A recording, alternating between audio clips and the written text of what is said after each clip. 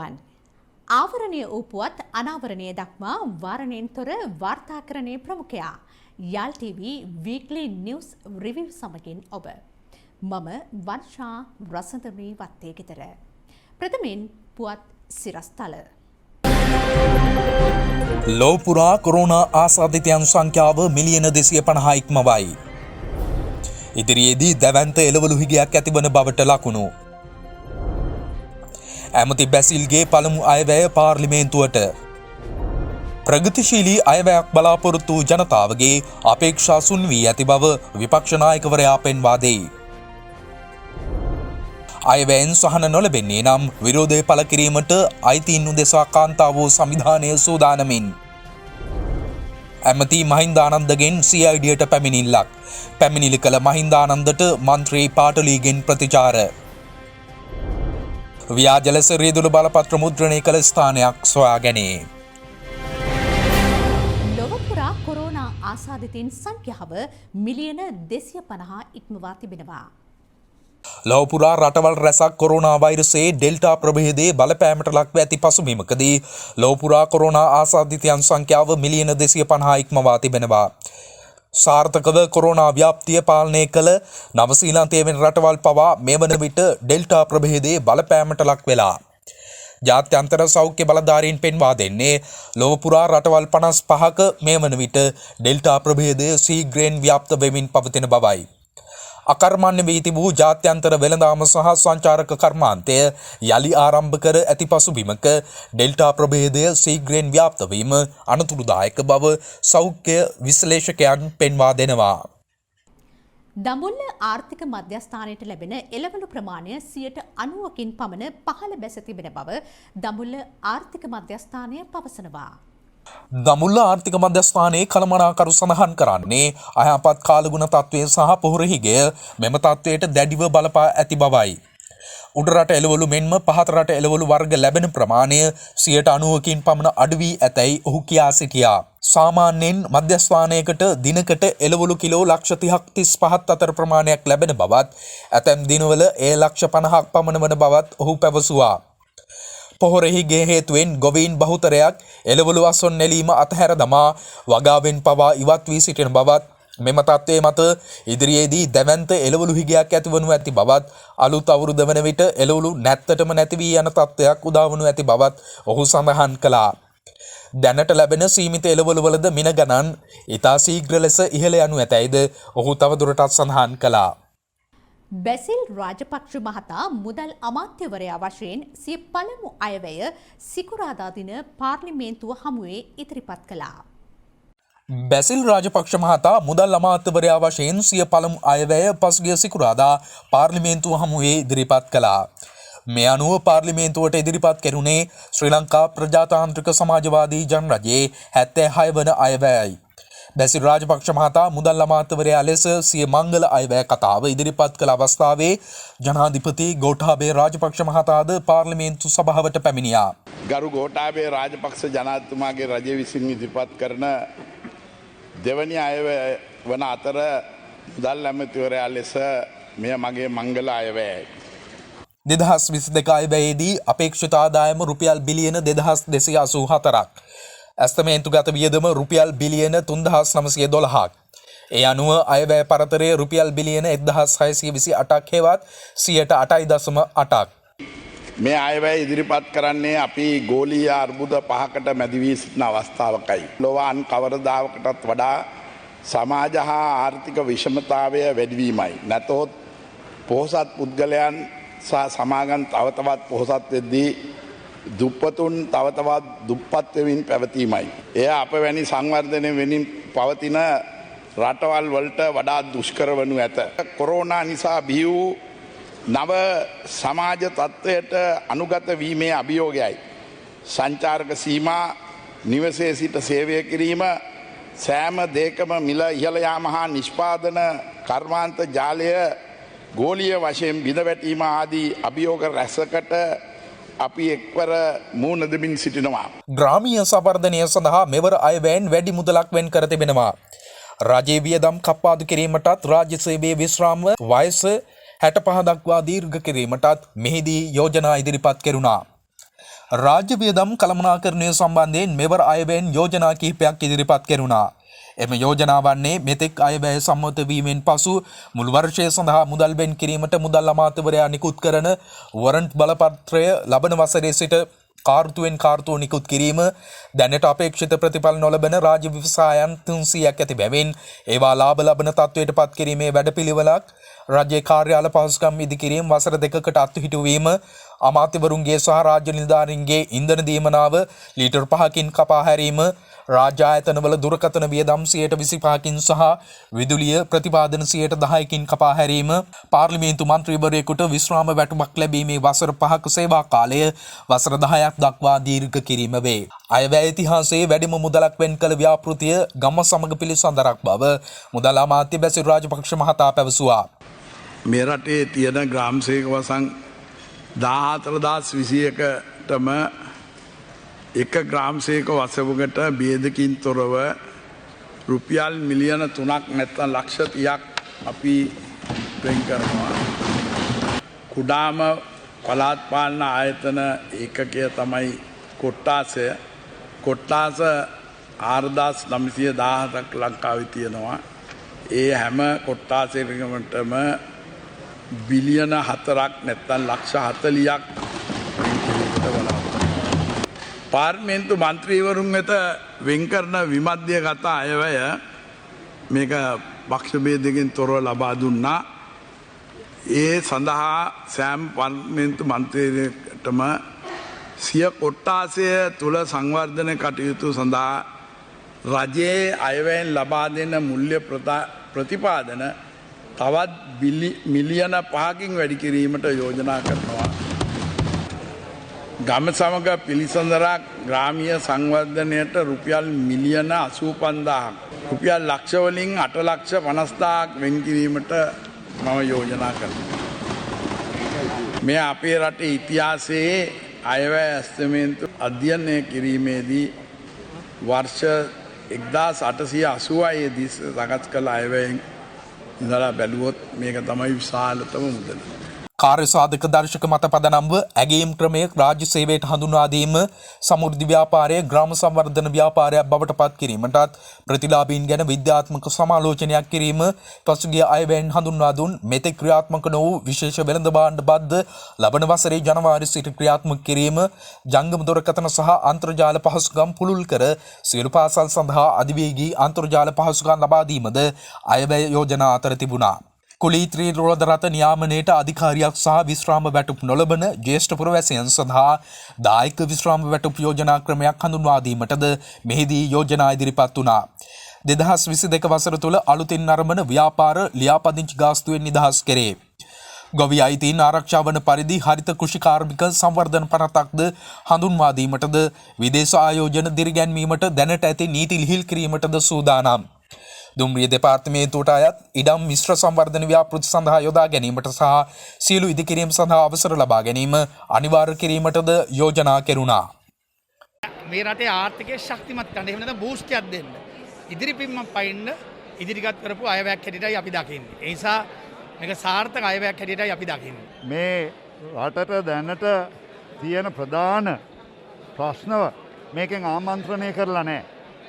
මේකෙන් අපි දකින්නේ ඉස්සරහට තවදුරටත් රටක් හැටියට අපට ජාත්‍යන්තරයෙන් ලැබෙන්න ඕනේ සහය අපිට ලැබෙන්න යන්නේ නැහැ. ලෝකාර්ථික තත්ත්වයත් කොවිඩ් වසංගතය නිසා ලංකාවේ පැනනගුණු තත්ත්වය හා ලංකාවේ තියෙන ණයබර දිහා බැලුවම අයවැය ලේඛනයකින් විශාල සහන ලබා දීමේ ප්‍රායෝගික හැකියාවක් නැති බව අපිට පේනවා.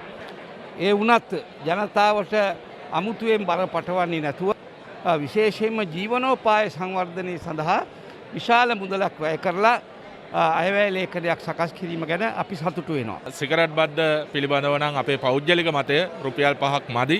එය රුපියල් 1000කටවත් අවම වශයෙන් වැඩි කරන්න කියන ඉල්ලීම අපි කණ්ඩායමක් හැටියට ගරු මුදල් ඇමතුමාගෙන් කරන්න බලාපොරොත්තු වෙනවා.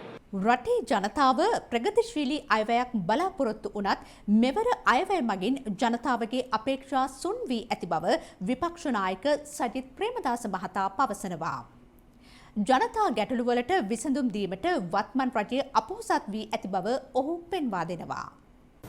රටේ ජනතාව බලාපොරොත්තු වුණා ප්‍රගතිශීලී අයවැයක්. නමුත් ලැබුණේ ප්‍රතිගාමී පුස්සක්. ජනතාව අපේක්ෂා කරා ජනතාවාදී වැඩපිළිවෙලක්. නමුත් ලැබුණේ බොළඳ හිස් පුස්ලියවිල්ලක්. මේ අයවැය තුලින් රටේ සාර්ව ආර්ථික විචල්යන් කළමනාකරණය කිරීම පිළිබඳව පැහැදිලි වැඩපිළිවෙලක් නැහැ. මධ්‍යකාලීන දීර්ඝකාලීන දැක්මක් නැහැ. කිසිදු ව්‍යුහාත්මක සන්දර්භයක් නැහැ. ජනතා පීඩනය අසහන ඉවත් වෙන්නේ නැහැ. කෙටි කාලීන මධ්‍යකාලීන දීර්ඝකාලීන දැක්මක් ඇතුව නොවේ මේ අයවැය සකස් වෙලා තිබෙන්නේ. ආරම්භ වුණු තැන රට කඩා වැටීම වේගවත් කරන අයවැයක් තමයි අද මේ බිහි වෙලා තිබෙන්නේ. අපි කනගාටුයි. මේ තරම් ව්‍යසනකාරී තත්වයකට මේ රටේ ජනතාව මුහුණ දෙමින් තිබෙන මොහොත මේ අයවැයෙන් සිදු වෙන්නේ ජනතාවට බැටකන්නේ.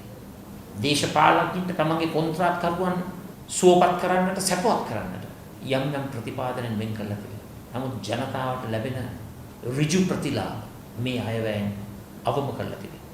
කොටින්ම කිව්වොත් මිනිස්සු අමතක කරලා පොදු ජනතාව අමතක කරලා තමන්ගේ දේශපාලන ගෝල බාලයින්ට කොන්ත්‍රාත් ලබා දීමේ මුදල් ප්‍රතිපාදන වෙන් කරපු පුස්සක් බවටයි අපි මේ අයවැය හඳුන්වන්නේ. මෙවර අයවැයෙන් ජනතා සහන නොලැබෙන්නේ නම් ඊට විරෝධය පළ කිරීමට ඉදිරිපත් වන බව අයිතීන් උදෙසා කාන්තාවෝ සංවිධානයේ සභාපති සරෝජා සාවිත්‍රී පෝල් රාජ් මහත්මිය පවසනවා. මේ මොහොතේ පවතින භාණ්ඩ මිල දරා ගැනීමට නොහැකි බවත් පාලන මිල ඉවත් කරන්නේ නම් මේ රට තුළ පාලනයක් සහ නීතියක් නොමැති නිසා බවත් ඇය පෙන්වා දෙනවා. පසුගිය මාස දෙකක කාල සීමාව තුළ 4 දෙනෙකුගෙන් යුතු පවුලක සාමාන්‍ය පාරිභෝජන වියදම පෙර පැවතියාට වඩා රුපියල් 10,000කින් වැඩි වී තිබෙනවා. එම රුපියල් 10,000 මෙවර අයවැයෙන් බලාපොරොත්තු වන බව ඇය සඳහන් කරනවා. රජයේ රාජ්‍ය සහ පෞද්ගලික අංශයේ සියලු සේවකයන්ගේ වැටුප රුපියල් 10,000කින් වැඩි කළ යුතු බව ඇය අවධාරණය කරනවා. ජනාධිපතිවරයාට ගෝඨාභය රාජපක්ෂ මහත්මයාට අග්‍රාමාත්‍යවරයා ලෙස මහින්ද රාජපක්ෂ මහත්මයාට ශෂීන්ද්‍ර රාජපක්ෂ මහත්මයාට චමල් රාජපක්ෂ මහත්මයාට සහ නාමල් රාජපක්ෂ මහත්මයාට මේ 5 දෙනෙක් අතේ තමයි මේ විසර්ජන පනතේ වෙන් කරන සම්පූර්ණ මුදලෙන් වැඩි ප්‍රතිශතය මේ පාලනය වෙන්නේ. ජනතාවට සහනකෝ අපි කියනවා තනි පවුලක් රකින්න නෙමෙයි ආණ්ඩුපත් කරගන්න මිනිස්සු. ඒක නිසා මේ අවස්ථාවේ මේක ඊටාම තීරණාත්මකයි උග්‍ර තත්වයක අපි ජනතාව ඉන්නේ. දැඩි දුෂ්කරතා මැද්දේ ඉන්නේ. අපි ඊටාමත්ම අවධාරණයෙන් කියනවා ඉදිරි අයවැයේදී ජනතාවට මේ ලැබෙරිය යුතු අවම පහසුකම්වත් අවම සහනයන්වත් නොලැබෙනවා නම් ජනතාව ඔබට දෙන අතුල් පහර කියන එක වැඩි ඈතක නැහැ. ජනතාවගේ බඩට ගහලා බදු හූරන්න හදනවා නම් අපි ඒකට විරුද්ධව මහ ජනතාව සමග විශේෂයෙන්ම කාන්තාවන් සමග පාරට බයින්න අපි සූදානම්. Tamanගේ ජීවිතේ විශ්‍රාම සුවය විඳින මිනිස්සුන්ගේ විශ්‍රාම වැටුපටත් විඳින ආණ්ඩුවක් නම් මේක ජනතාවට කවර බලාපොරොත්තුවක්ද තියාගන්න පුළුවන් කියන එක. ඒ විතරක් නෙමෙයි. අපි දන්නවා ජනහා සංඛ්‍යාලේඛන දෙපාර්තමේන්තුව යෝජනා කරනවා 4 දෙනෙකුගෙන් යුතු පවුලක අවම ජීවන තත්ත්වයක් පවත්වා ගැනීම නිසි පෝෂණය සහිත ආහාර වේලක් සහිත ජීවන තත්ත්වයක් පවත්වා ගැනීමට 76158ක වියදමක් මාසිකව අවශ්‍ය වෙනවා කියලා. මේ 76158ක ආදායම් තත්ත්වයක් ලැබෙන්නේ කීයෙන් කී දෙනාටද? ලංකාවේ ලක්ෂ 20ක ජනතාව ඉන්නවා දෛනික ආදායම රුපියල් 800ට අඩු. ඔවුන් සඳහා ගනු ලබන ක්‍රියාමාර්ග ඉන්දියාවෙන් ආනයනය කළ නැනෝ නයිට්‍රජන් දියර පොහොර සම්බන්ධයෙන් පාර්ලිමේන්තු මන්ත්‍රී චම්පික රණවක මහතා සිදු කළ ප්‍රකාශයක් සම්බන්ධයෙන් විමර්ශනයක් සිදු කරන ලෙස ඉල්ලමින් අමාත්‍ය මහින්දානන්ද අලුත්ගමගේ මහතා පසුගිය බදාදා අපරාධ පරීක්ෂණ දෙපාර්තමේන්තුව වෙත පැමිණිල්ලක් සිදු කළා. අපි මුලින්ම පාච රණවක මන්ත්‍රීතුමාට කියන්න ඕනේ අපි ඉන්දියාවෙන් කිසිම යූරියා නැනෝ පොහොරක් ආනයනය කරලා නැහැ. අපි ගෙන්නන්නේ යූරියා නයිට්‍රජන් පොහොරක්. අපිට යූරියා නැනෝ පොහොරක් ගේන්න බෑ. ඒ නිසා මම අද පොලිස් පැමිණිල්ල කරේ මේකට මහින්දානන්ද අලුත්ගමගේ මේ වංචාවට සම්බන්ධයි කියලා කිව්වා. මේක තමයි මේගොල්ලෝ හැමෝම කරන්නේ. කුරුණෑගල දිස්ත්‍රික් පාර්ලිමේන්තු මන්ත්‍රී අබේසිංහ මන්ත්‍රීතුමා වංචාවක් ගැන ගෙනවුවා. CID එකට ගෙනාවම කියනවා මට මතක නැහැ නිකන් කිව්වේ. මනුෂ්‍ය නානායක්කාර කියනවා හිතලා කිව්වලු. දැන් මේගොල්ලන්නේ හිතන විදියට එක එක්කෙනාට චෝදනා එල්ල කරනවා. මේක හරි අසාධාරණයි. ඒ නිසා මම පැමිණිල්ල කරේ පාච රණවක මන්ත්‍රීතුමා මහින්දානන්ද අලුත්ගමගේ හොරකම් කරලා තියෙනවා නම් වංචාවක් කරලා තියෙනවා නම් ඒ තොරතුරු සාක්ෂි CID එකට බාර දෙන්න කිව්වා. හැබැයි ඔහුට ඒක ඔප්පු කරන්න බැරි වුණොත් ඔහු අධිකරණයට ඉදිරිපත් කළා ඔහුට විරුද්ධව නීතිය ක්‍රියාත්මක කරන්න කියන එක තමයි මම මේ කිව්වේ. ඒ නිසා අපි කිසිදු වංචාවකට සම්බන්ධ වෙලා නැහැ. මේ වෙලාවේ ගොවියන් වෙනුවෙන් අපි මේ තීන්දුව කරනවා. අද රසායනික පොහොර සමාගම් මැදිහත් වෙලා මේවට වියදම් කරනවා. මාධ්‍ය හමු තියෙනවා. මේවට නඩු දානවා. ඉතින් ඒ නිසා කල බොරු චෝදනා එල්ල කරනවා. ඒ නිසා මම පාච රණවක මන්ත්‍රීතුමාට කිව්වේ මහින්දානන්ද අලුත්ගමගේ මේකට සම්බන්ධයි කියලා අබමල් රේණුවක සාක්ෂියක් තියෙනවා නම් ඒක අපරාධ පරීක්ෂණ දෙපාර්තමේන්තුවට ඉදිරිපත් කරන්න. ඒ ඕනෙම දඬුවමක් විඳින්න මම සූදානම්. හැබැයි ඒකට තොරතුරු දෙන්න බැරි වුණොත් පාච රණවක මන්ත්‍රීතුමාට නීතිය ක්‍රියාත්මක කරන්න කියන එක තමයි මම කිව්වේ. රසායනික පොහොර මේ රටට ගෙන ඒම තහනම් කළේ මේ ආණ්ඩුව මේ අවුරුද්දේ මැයි මාසේ 6 වෙනිදා. ඒකට පළමුවෙන්ම අපි බලන්න ඕනේ මෙම දියරය ස්වභාවිකව හදපු එකක්ද එහෙමත් නැත්නම් මේක නිෂ්පාදනය කරපු එකක්ද? මේක පැහැදිලිවම නැනෝ ආකාරයට සකස් කරන ලද යම් කෙඳි විශේෂයක් සමග යූරියා තැවරීමෙන් ඇති කරන ලද පොහොර දියර විශේෂයක් කියන එක පැහැදිලි. මේ රටට කාබනික පොහොර මත පමණයි කුෂිකර්මය කරන්න කියන එකට කරපු විශාලතම වංචාව කුෂිකර්ම අමාත්‍යාංශය කළා තිනවා. මම නැවතත් පෙන්නනවා මම අදත් ගියා මේ මොහොතෙත් යනවා. මෙන්න වෙබ් අඩවිය. මේ වෙබ් අඩවියේ කිසි තැනක නැනෝ නයිට්‍රජන් කියලා දෙයක් නැහැ. තියෙන්නේ නැනෝ යූරියා. අද මේ වෙනකන් කුෂිකර්ම අමාත්‍යාංශය මම මේ ප්‍රකාශ කළ දැන් දින ගණනාවක් වෙනවා. කුෂිකර්ම අමාත්‍යාංශය කිසිම රසායනාගාර පරීක්ෂණයක් කරලා නැහැ මෙහි රසායනික සංයුතිය ගැන. මේ IFFCO ආයතනය මේ සිද්ධිය ඇති වුණාට පස්සේ මාධ්‍ය නිවේදනයක් දැම්මා. ඒ මාධ්‍ය නිවේදනයේ ඉතා පැහැදිලිව කියලා තියෙනවා මේ නැනෝ යූරියා බව. ඉතින් කවුරුත් දන්නවා මහින්දානන්ද අලුත්ගමගේ මහත්තයා නොදන්නවට රසායන විද්‍යාව ඉගෙන ගත්ත හැමදෙනාම දන්නවා යූරියා කියන්නේ නයිට්‍රජන් සංයෝගයක්. ඒ අනුව ඒ නයිට්‍රජන් සංයෝගයේ ප්‍රමාණය ගත්තොත් ඒකේ 46%ක්ම තියෙන්නේ නයිට්‍රජන් කියලා යූරියාවල. 18 වෙනිදා කැබිනට් පත්‍රිකාව දානවා. 19 වෙනිදා එහි අනුමත වෙච්ච ඒ කැබිනට් තීන්දුව ලේකම්වරයාට යනවා. එතකොට ලංකාවට බඩු ඇවිල්ලත් ඉවරයි. ඉතින් කාටත් පැහැදිලි. ලීටර දසලක්ෂ 2.2ක් පැය කිහිපයක් ඇතුළත නිෂ්පාදනය කරන්න බෑ. පැය කිහිපයක් ඇතුළත ගුවන් මගින් ගේන්න බෑ. මේක කලින් ඉඳන් දාපු ඩීල් එකක්. ඒ අනුව PB ජයසුන්දර මහත්මයාගේ පැමිණිල්ලට අනුව පැහැදිලිව කැබිනට් තීන්දුව උල්ලංඝනය කිරීම ගැන සංවිධානාත්මක වංචා ක්‍රියාවලියක මොහු ප්‍රධාන පුද්ගලයෙක්. කොම්පඤ්ඤ වීදියේ ප්‍රදේශයේ පවත්වාගෙන ගිය ව්‍යාජ ලෙස රියදුරු බලපත්‍ර මුද්‍රණය කළ ස්ථානයක් පසුගිය බ්‍රහස්පතින්දා පරිගණක අපරාධ විමර්ශන කොට්ටහසේ නිලධාරීන් වටලා තියෙනවා.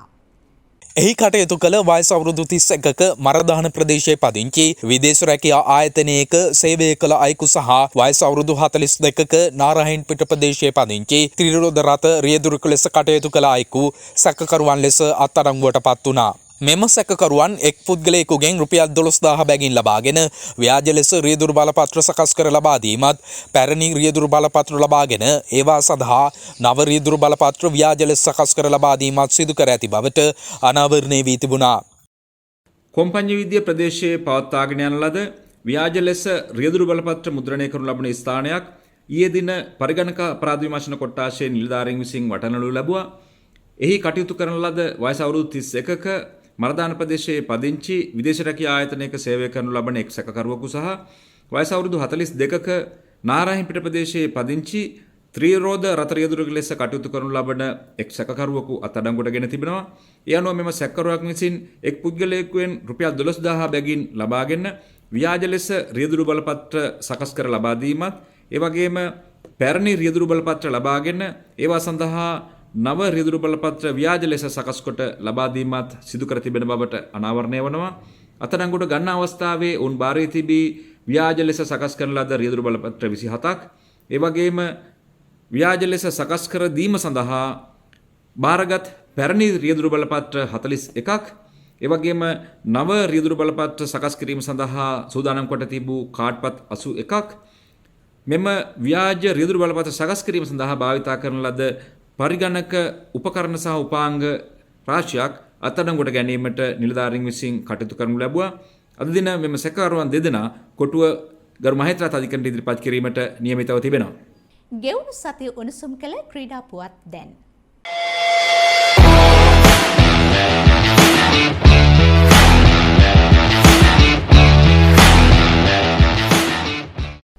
ආයුබෝවන් ඔබ මේක සිටින්න යාල් TV ස්පෝර්ට් රිව් සමගින් මම මොහොමඩ් ෂාදිර්. LPL ක්‍රිකට් ලීගයේ දෙවන අදියරේ වෙන්දේසිය නොවැම්බර් 9 වෙනි දින Zoom තාක්ෂණය ඔස්සේ පැවැත්වුණා. මෙහිදී කණ්ඩායම් 5ක් මගින් ක්‍රීඩකයින් මිලදී ගනු ලැබුවා. ඒ කණ්ඩායම් පහ වන්නේ Jaffna Kings, Galle Gladiators, Kandy Warriors, Colombo Stars සහ දඹුල්ල ජයන්ට්ස් යන කණ්ඩායම් පහයි.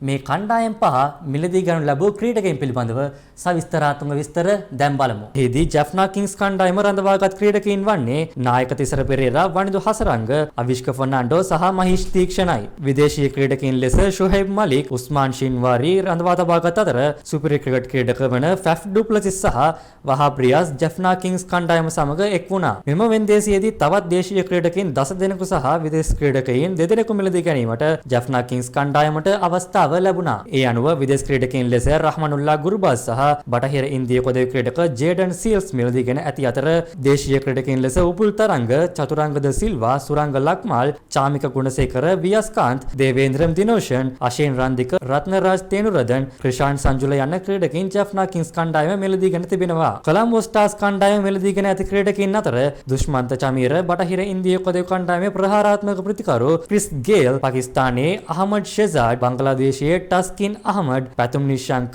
දිල්ෂාන් මුනවීර සහ ලක්ෂාන් සඳකන් ඇතුළු ක්‍රීඩකයින් 20 දෙනෙකු ඇතුළත් වී තිබෙනවා. දඹුල්ල ජයන්ට්ස් කණ්ඩායම මිලදීගත් ක්‍රීඩකයින් අතර දසුන් ශානක, චාමික කරුණාරත්න, නිරෝෂන් දික්වැල්ල, නුවන් ප්‍රදීප්, දකුණු අප්‍රිකාවේ ඉම්රාන් තාහිර් ඇතුළු ක්‍රීඩකයින් 20ක් ඇතුළත්. ඒ වගේම කැන්ඩි වොරියර්ස් කණ්ඩායම මිලදීගෙන ඇති ප්‍රධාන ක්‍රීඩකයින් අතර චරිත් අසලංක, රහිර කුමාර, අසේල ගුණරත්න, බිනුර ප්‍රනාන්දු, කමිඳු මෙන්ඩිස්, ඇන්ජලෝ පෙරේරා ඇතුළු ක්‍රීඩකයින් 20 දෙනෙකු සිටිනවා. ගෝල් ගැඩියේටර්ස් කණ්ඩායමේ ඉසුරු උදාන, ධනුෂ්ක ගුණතිලක, කුසල් මෙන්ඩිස්, ටබ්රේස් ශම්සි ඇතුළු ක්‍රීඩකයින් 20 දෙනෙක් ඇතුළත්. වෙන්දේසිය අවසානයේ ශ්‍රී ලංකා ක්‍රිකට් ක්‍රීඩකයින් වන ඇන්ජලෝ මැතිව්ස්, කුසල් පෙරේරා, දිනේෂ් චන්දිමාල්, විනෝද් බානුක, අකිල ධනංජය සහ ධනංජය ද සිල්වා යන ප්‍රමුඛ පෙළේ ක්‍රීඩකයින් සහ තවත් ශ්‍රී ලාංකික ක්‍රීඩකයින් කිහිප දෙනෙක් මිලදී නොගත් අතර අවසානයේදී එම ක්‍රීඩකයින්ගෙන් කණ්ඩායමට ක්‍රීඩකයින් 2 දෙනා බැගින් මිලදී ගත යුතු බව ශ්‍රී ලංකා ක්‍රිකට් කමිටුව නිවේදනයක් නිකුත් කරනු ලැබුවා. 2021 ක්‍රිකට් ලෝක කුසලානේ අවසන් පූර්ව වටය ඉතාමත් උණුසුම් ආකාරයෙන් පැවැත්වුණා.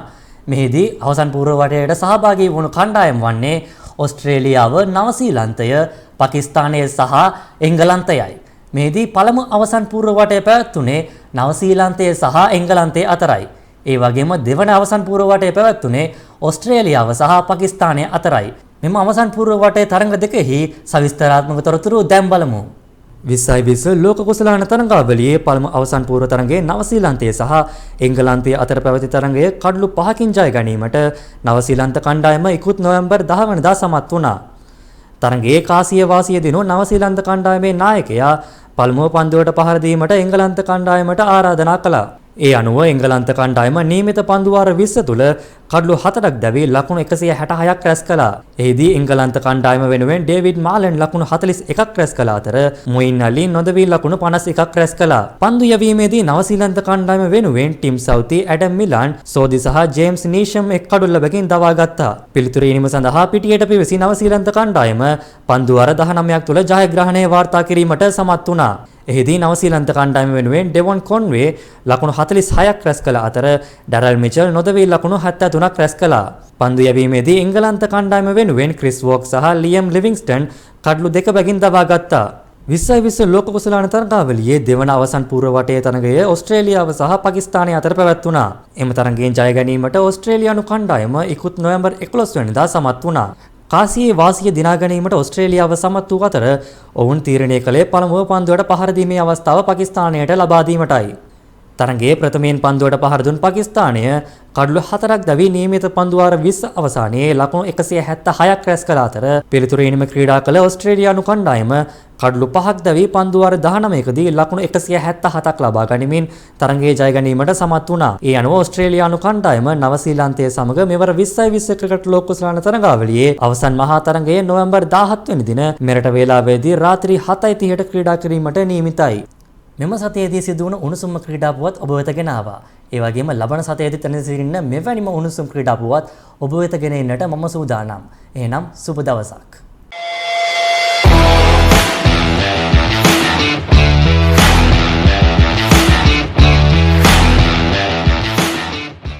ඒ සමගින් ආවරණය වූ පුවත් අනාවරණය දක්වා වාරණයෙන් තොර වාර්තාකරණයේ ප්‍රමුඛයා යාල් TV වීක්ලි නිවුස් රිව් නිමාවට පත්වනවා. යලිත් ලබන සතියේ මුණ ගැහෙමු. සුබ රාත්‍රියක්.